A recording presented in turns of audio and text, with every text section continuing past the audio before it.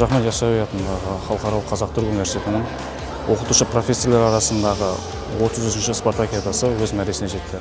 Спартакиадамызда 7 спорт түрінен сайыс болды, тартысты, қызықты ойын болды. Спорт болғаннан кейін шамалы эмоциямен ойнадық.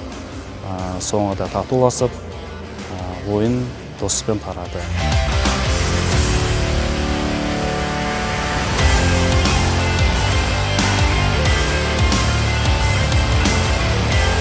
Негізі спартакиада 2 аптаға созылды.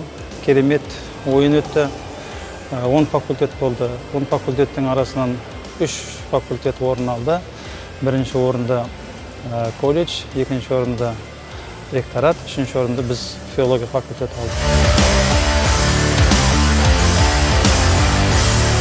Оқытушылар мен қызметкерлер көбіне оқу процесімен, ғылыми жобалармен, әлеуметтік мәдени жұмыстармен айналысатын бәріңіз білесіздер. Сондай бір сәттерде осындай спорттық жарыстар бізге сергіту сәті болып саналады.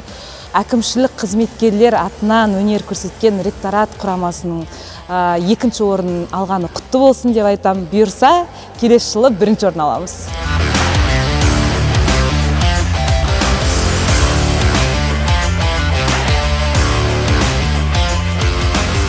Осы дәстүрлі спартакиадамыз келесі жылы өз жалғасын табады деген үлкен сенімдеміз. Барша спартакиадаға қатысқан командаларға, жанкүйерлеріне, әріптестерімізге үлкен шығармашылық табыс тілей отырып, университеттің атынан, басшылықтың атынан үлкен алғысымызды білдіреміз.